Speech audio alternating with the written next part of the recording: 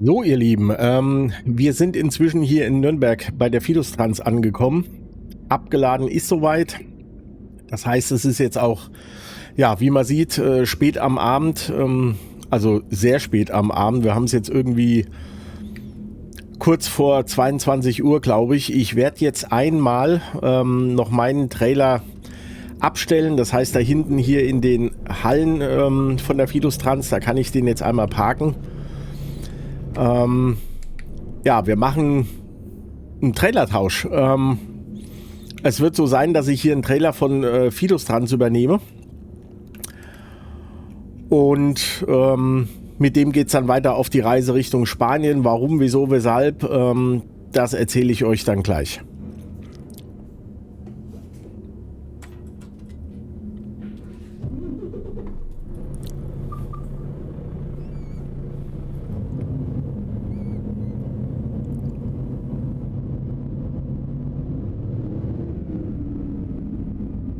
So, jetzt suchen wir uns da mal ein schönes Plätzchen raus.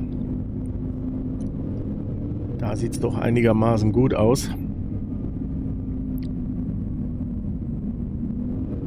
Ja, hier machen wir das. Hier werden wir unseren Trailer erstmal abstellen.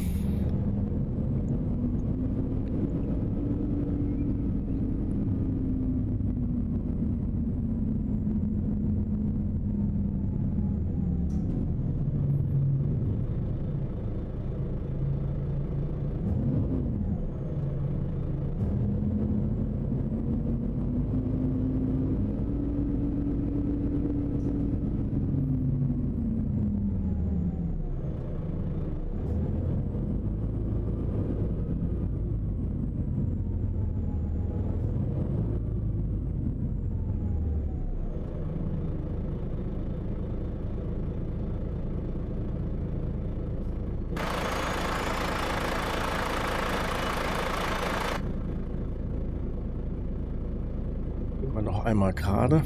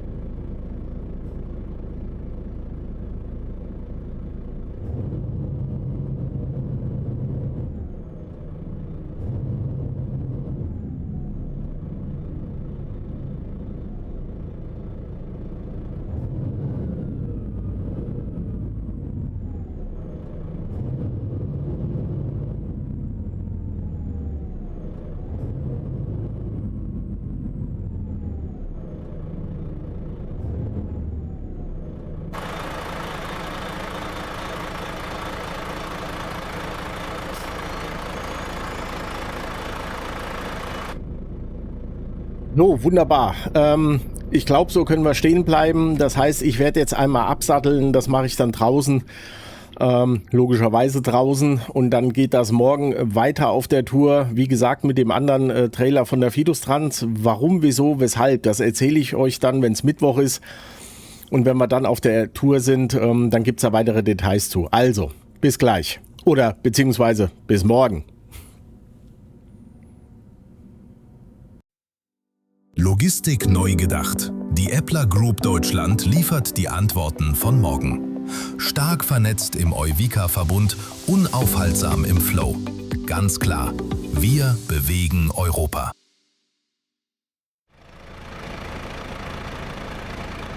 So, wunderschönen guten Morgen. Es ist Mittwoch. Wir sind noch bei der Fidustrans. Und wir haben einen Kipptrailer von Feldbinder am Start. Da gehen wir jetzt noch einmal rum. Schauen nach dem Rechten. Aber das sieht eigentlich soweit ganz gut aus.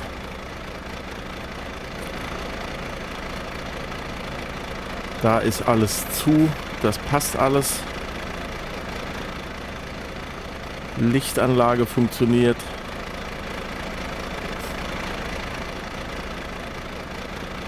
Reifen.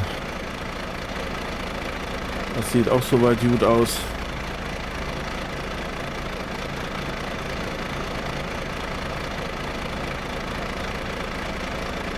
Ja, verriegelt.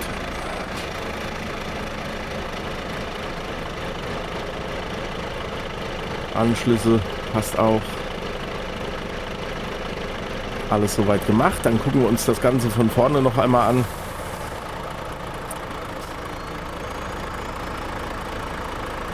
Aber hier leuchtet und blinkt auch alles. Also insofern erstmal alles schick.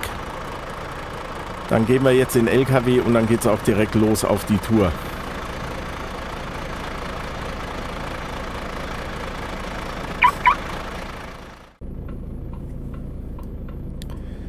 So, dann wollen wir mal. Machen wir erstmal hier die ganzen Lampions wieder aus. Und dann können wir auch loslegen.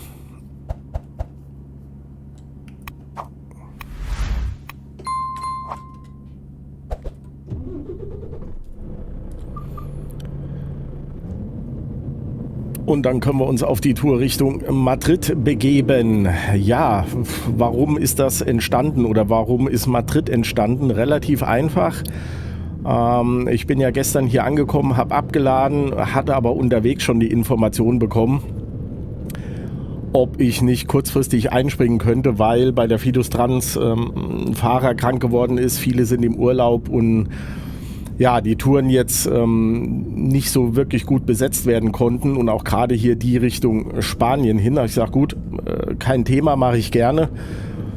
Ist für mich ja jetzt auch kein großes Drama. Ich hatte von unserer Logistik selbst noch nichts bekommen, also jetzt keine direkte Folgetour. Und dann können wir das ja auch durchaus machen. Ist für mich auch mal ein spannendes Thema. Weil tatsächlich in Spanien, also auch Richtung Madrid, da war ich jetzt selbst noch nicht unterwegs. Von daher, ich lasse mich da einfach mal überraschen, was jetzt unterwegs passiert. Schauen wir mal, wird bestimmt eine interessante Tour werden. Hinten mit einem Feldbinder Kipp dran, Größenvolumen 60. Wir haben Zucker geladen. Den werden wir jetzt einmal da runterfahren oder beziehungsweise darüber fahren.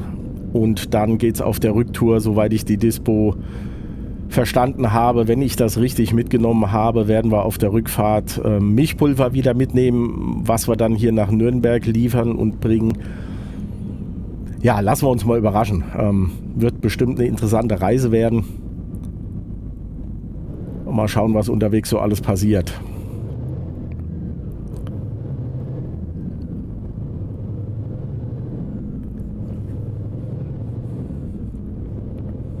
Nach 200 Metern rechts abbiegen.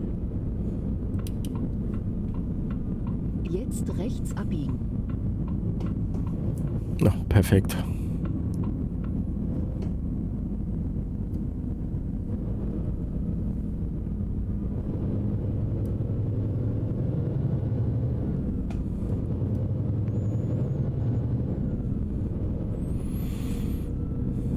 Ja, so Aushilfstouren beziehungsweise so Sondertouren, nennen wir sie mal, passieren natürlich bei uns im Euvica-Verbund. Das ist jetzt nichts Außergewöhnliches.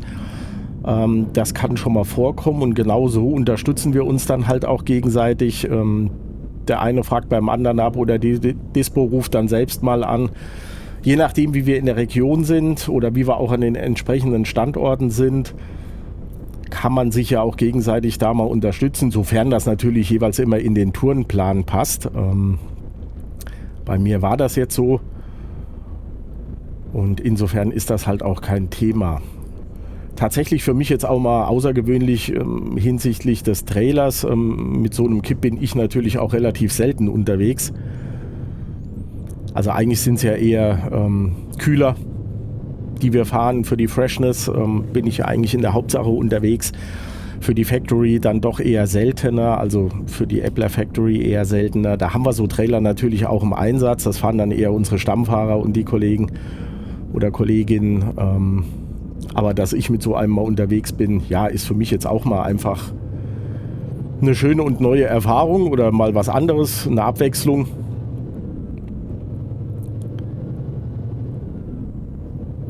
Und da nehme ich das natürlich auch gerne mit.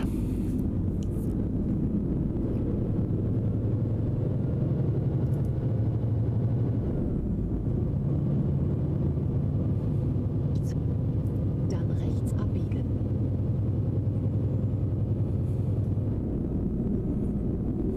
Jetzt rechts abbiegen.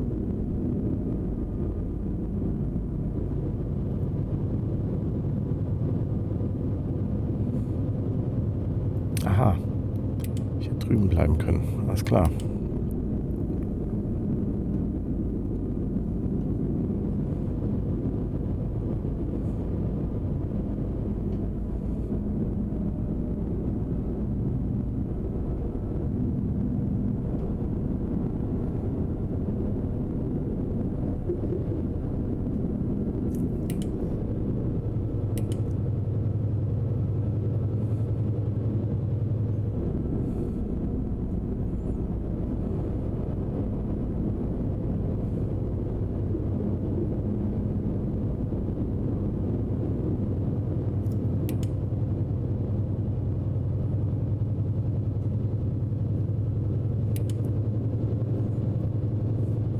Ja, schauen wir mal, wie gesagt, was die Reise bringt. Es geht nach Spanien. Wir werden das halt in 2 Etappen fahren oder in 3 sogar, weil das ist dann doch schon eine etwas längere Strecke.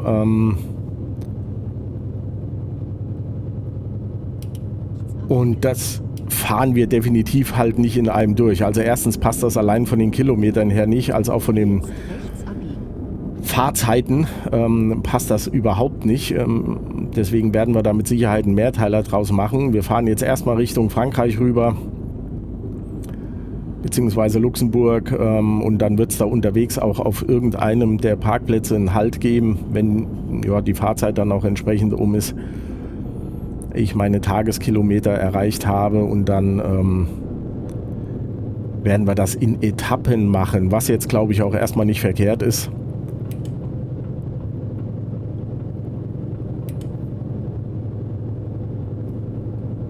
Um da irgendwo jetzt so in diesem Folgenflow zu bleiben.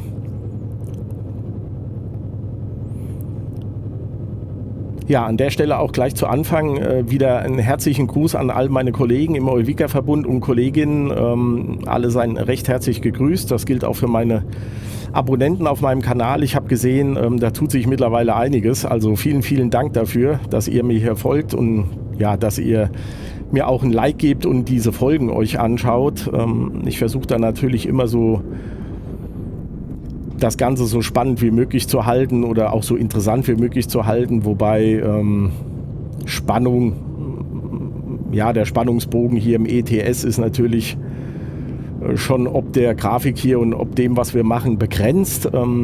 Letzten Endes geht es ja auch so ein Stück weit um das, was wir erzählen, was bei uns in den Firmen passiert, vielleicht auch hier tatsächlich unterwegs einfach mal die Streckenführung oder sich neue Strecken und Regionen anzuschauen. Wie sieht es denn da so aus? Da geht es vielleicht nicht immer nur so um das, was die Geschichte drumherum betrifft. Da kann man vielleicht auch mal, weiß ich nicht, 5 Minuten Sabbel halten und ihr guckt euch einfach mal die Strecke an und genießt das einfach. Aber nichtsdestotrotz, vielen, vielen Dank, dass ihr da so zahlreich mir folgt. Freut mich natürlich sehr und das gibt auch Antrieb, um da weiter am Ball zu bleiben und sich da auch jeweils immer neue Sachen auszudenken.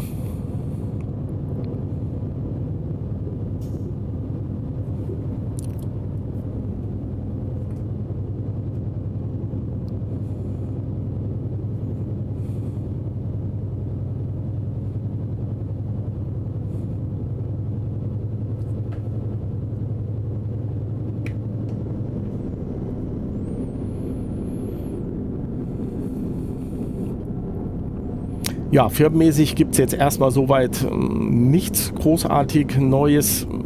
Bei uns hier in Frankfurt läuft das alles soweit stabil. Wir haben unsere Aufträge, sowohl die Freshness als auch die Factory. Die Kolleginnen und Kollegen sind da fleißig am Fahren. In der Hauptsache bedienen wir ja auch den regionalen LEH-Markt, also alles, was so das Rhein-Main-Gebiet anbelangt. Oder ja, auch wenn es bundesweit rausgeht, da sind wir natürlich unterwegs und beliefern die entsprechenden Supermärkte oder Lebensmittelkonzerne, die da Menüschalen brauchen oder die Rohstoffware brauchen. Das machen wir dann ja meist über die Factory, dass wir da die Rohstoffe zu den entsprechenden Herstellern fahren. Da ist aber im Großen und Ganzen alles soweit im Flow. Das ist alles okay. Wir hoffen halt alle und drücken uns mal die Daumen, dass das mit den Spritpreisen, ja, ich sag mal, weitestgehend stabil bleibt. Aktuell ist das ja so einigermaßen der Fall, dank einer gewissen Stützung. Aber ja, es wäre natürlich schön, wenn das dauerhaft oder wenn es in Zukunft auch mal wieder in Regionen fällt, wo auch wir als Spediteur sagen können, ja, da kannst du jetzt auch nochmal wieder anders mit umgehen, ne? Weil ich hatte es ja schon mal erwähnt, am Ende des Tages zahlt der Endverbraucher, die Kosten werden ja nur weitergegeben. Und insofern, ja, hoffen wir mal, dass uns da wieder andere Zeiten erwarten.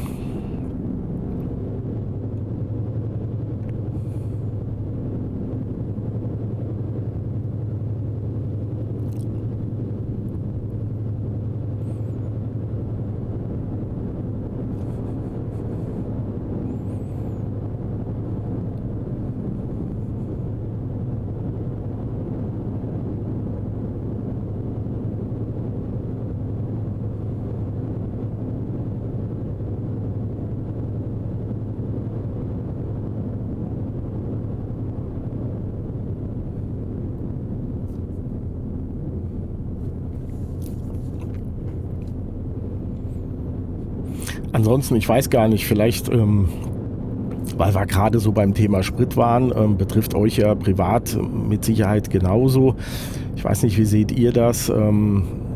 Wie stark betrifft es euch im Moment? Habt ihr da wirklich mit zu kämpfen?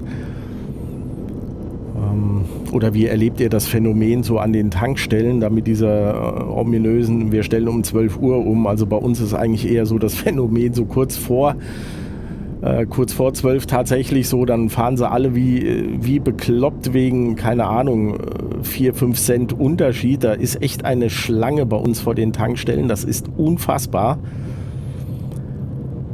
Und zwar täglich, ne? Also das ist jetzt nicht nur so, dass das mal passiert oder nein, das ist so wieder typisch deutsch oder ich weiß gar nicht, ob das typisch deutsch ist oder ob das woanders genauso passiert, aber da kannst du echt die Uhr nachstellen, ne? So Viertel vor 12, 10 vor 12, auf einmal in Dreierreihen vor der Tankstelle, zum Teil draußen noch und die Straßen werden blockiert, sodass du da gar nicht mehr normal weiterfahren kannst. Unfassbar. Meistens pendelt sich das ja gegen Nachmittag dann wieder ein, dann fallen die Preise wieder oder zumindest ist das bei uns hier so. Dann geht das alles wieder runter. Aber ja, weiß ich nicht. Ich glaube, muss ich hier? Ich glaube ja, ne? Oder? Gar nichts gesagt, Agatha. Nee, hätte ich nicht gemusst. Okay.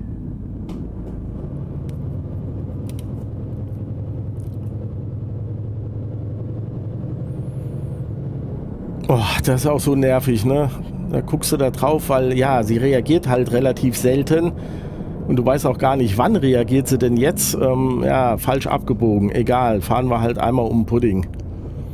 Dann ist das so. Ja, also wir waren stehen geblieben, Tankstelle. Ist das bei euch in der Region genauso? Erlebt ihr sowas Ähnliches? Habt ihr auch solche Phänomene?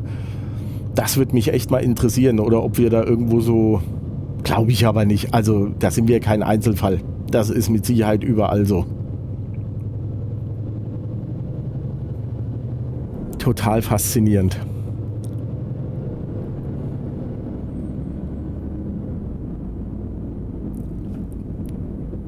Hä?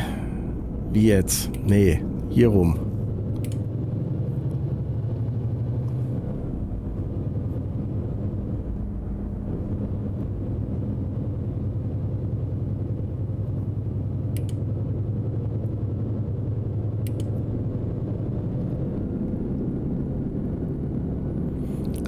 So, das ist aber jetzt einmal richtig schön um Pudding gefahren, ne?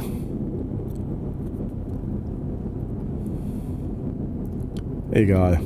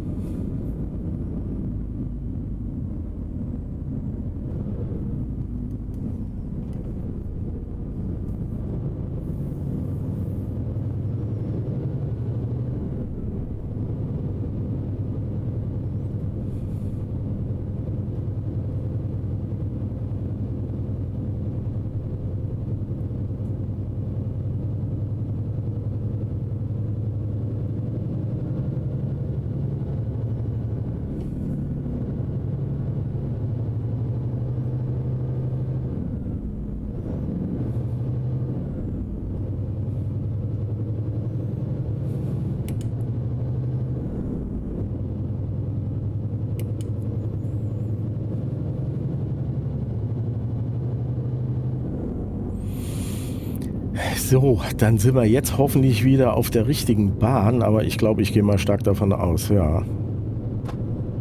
Doch.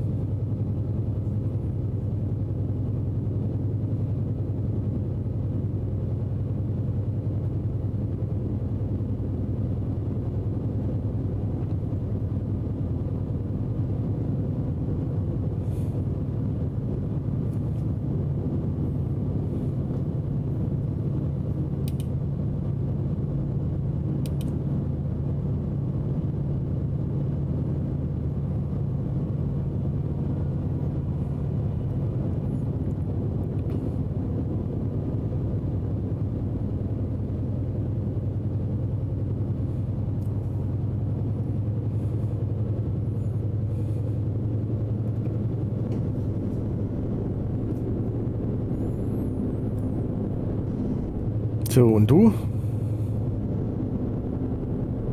Ja, genau. Das hat ja mal ausnahmsweise funktioniert. Normalerweise ziehen sie dann an der Stelle immer trotzdem noch mal rein.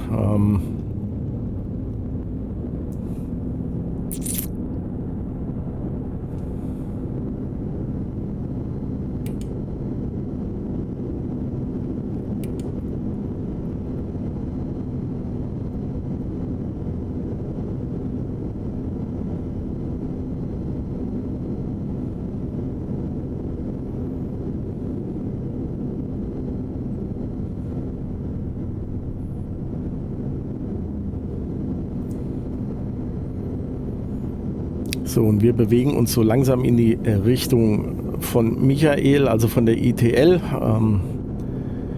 Er ist ja ansässig in Köln, beziehungsweise Köln-Deutz. Da kommen wir ja so langsam in seine Gefilde. Michael ist auch aktuell im Urlaub. Oder auch schon wieder zurück. Weiß ich gar nicht, bin mir gerade gar nicht so sicher.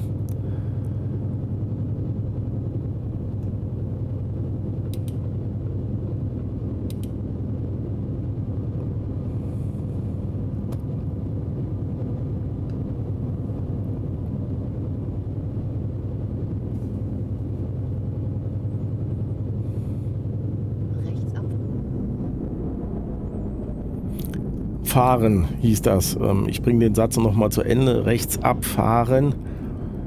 Ja, machen wir.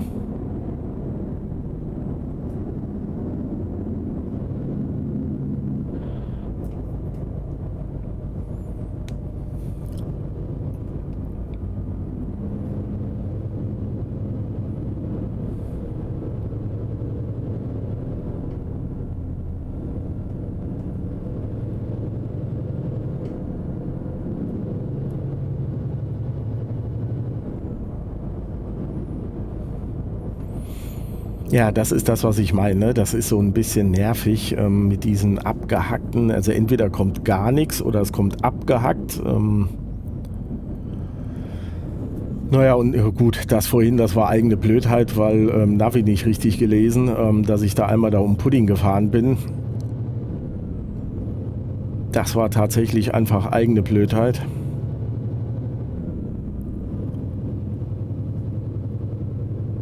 Aber wenn da so zwischendurch so gar nichts kommt und man auch die Strecke jetzt nicht wirklich irgendwie tausendmal schon mal gefahren ist, ja, da bist du schon einigermaßen aufgeschmissen, ne?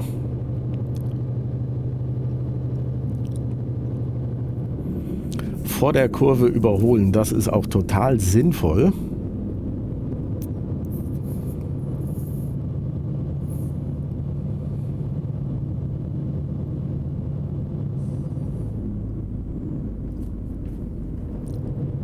Na, und der Herr Kollege hier hat auch zu kämpfen.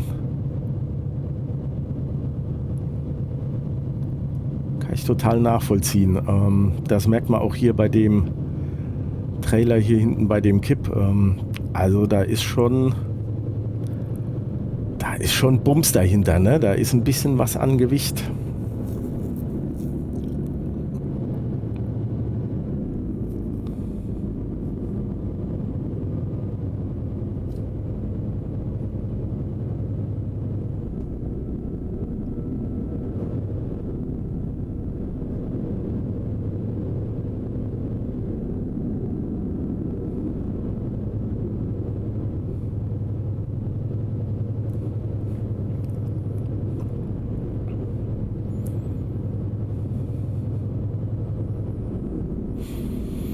Ja, und außerdem so ein paar kleine Fahrfehler oder so ein paar kleine Verfranzer, das gehört, glaube ich, auch einfach dazu, ne? Das ist, das kann auch mal passieren. Also ich glaube, das passiert nicht nur mir, das ist völlig normal. Deswegen fahren wir da einfach in der Tour ganz normal weiter. Verfährt man sich halt mal zwischendurch oder landet auch mal vor einer Schranke, die dann halt tatsächlich nicht aufgeht und geschlossen bleibt. Ja, ist dann wie es ist. Passiert auch im echten Leben.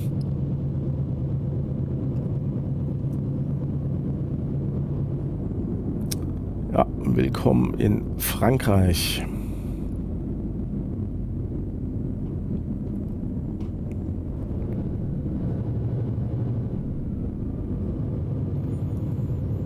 Also hier sind wir zumindest mal mit der Freshness auch viel unterwegs, gerade in Paris, also so um die Gegend Paris.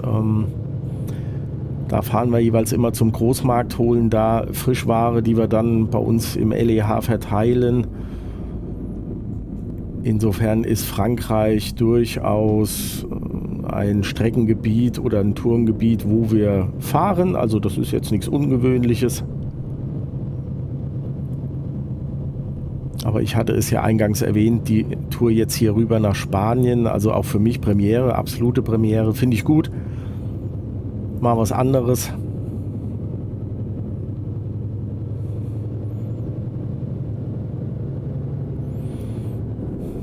Und vielleicht gefällt mir das ja sogar so gut oder es ergibt sich dann auch in der Region oder in der Richtung mal etwas für die Epler Group, dass wir sagen, ja, da kann man dann durchaus mal drüber nachdenken, ob wir mit der Factory auch entsprechende Rohstoffe oder Rohwaren nach Spanien liefern oder von Spanien zurückholen. Das wäre durchaus eine Überlegung wert. Aber schauen wir mal, das ist jetzt nicht Hauptgrund für diese Tour. Hauptgrund war ja, wie gesagt, Fahrerausfall, unterstützen, einspringen. Und das ist auch das, was im Euvica-Verbund halt wunderbar funktioniert, was auch Spaß macht, dass man sich da kollegial untereinander aushilft. Auf kurzem Dienstweg, wir sprechen da einfach miteinander, man tauscht sich aus und wenn es dann die Tourenplanung und auch die Disposition hergibt, ja, so what, warum nicht. Zum Teil haben wir auch Trailer an unseren Standorten stehen, also von den jeweils anderen Kollegen, jetzt also nicht die Masse, ne? Aber wenn da mal ein Trailer steht, weil in der Übergabe oder der Kollege ist dann werkstattbedingt bei uns in der Region,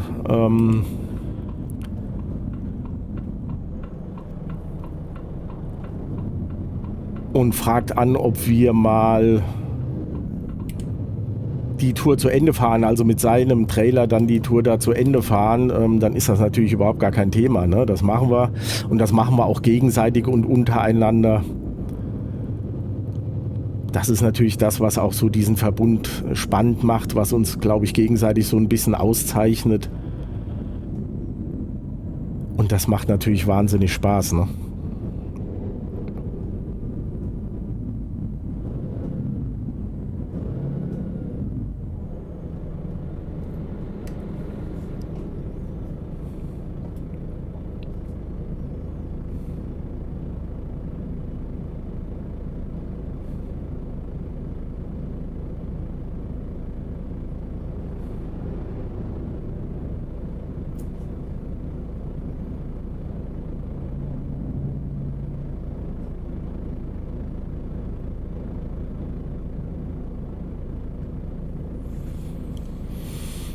So.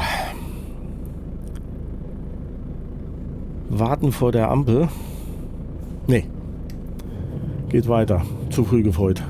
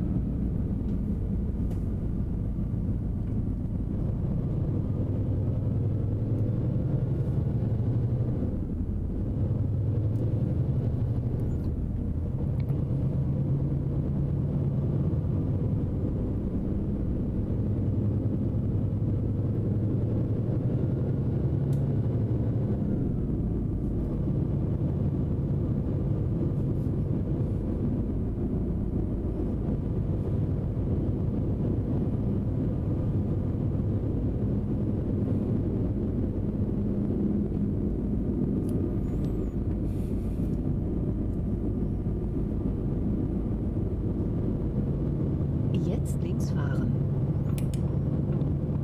Machen wir.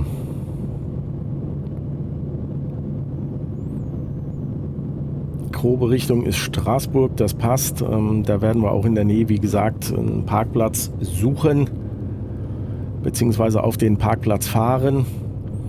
Dann ist das so das erste Etappenziel, was wir ansteuern werden.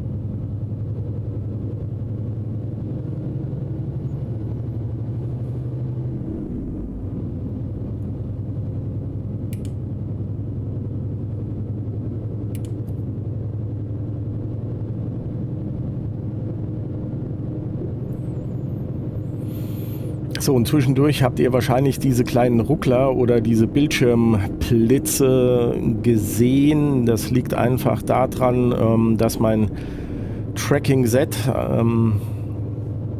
was ich hier benutze, bei mir ist es doch relativ hell hier im Raum und ich vermute mal stark, ich muss jetzt hier rüber, Herr Kollege, danke.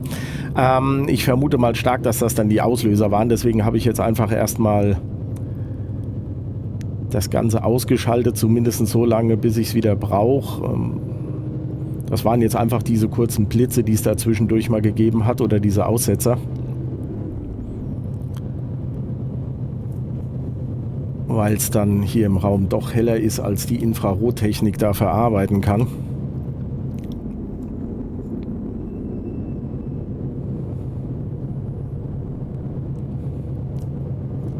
Aber nur gut. Ist jetzt, glaube ich, nicht so dramatisch, dass man die paar Sekunden da mal jetzt als Aussetzer hatte.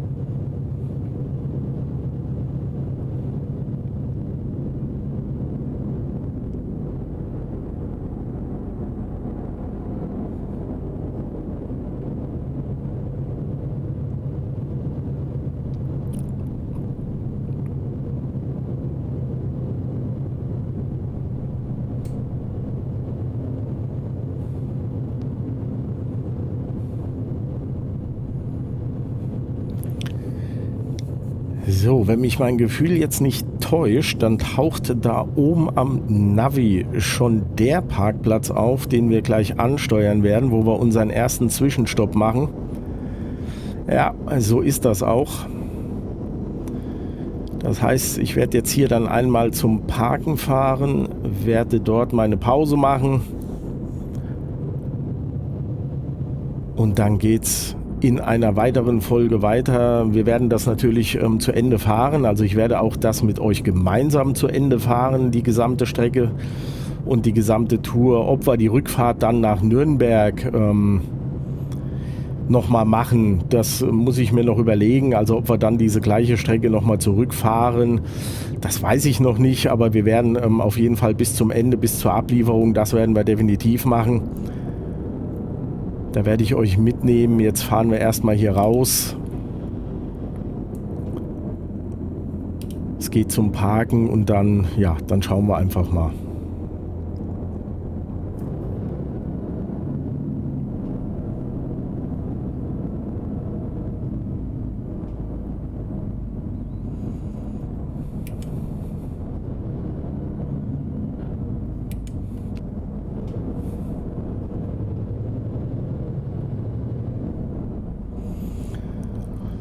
So, noch ein Plätzchen frei für mich? Ich glaube ja, oder? Ja. Das sieht, glaube ich, ziemlich gut aus.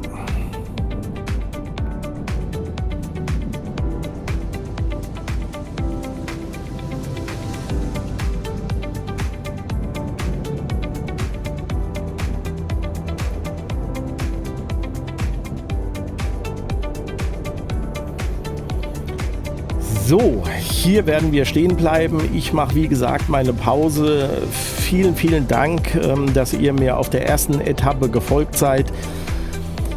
Ich freue mich, wenn ihr auch bei der nächsten Tour, dann, also bei der Folgetour, wenn es dann weitergeht, wieder zuschaut. Bis dahin, vielen, vielen Dank. Ich wünsche euch was. Macht's gut. Tschüss.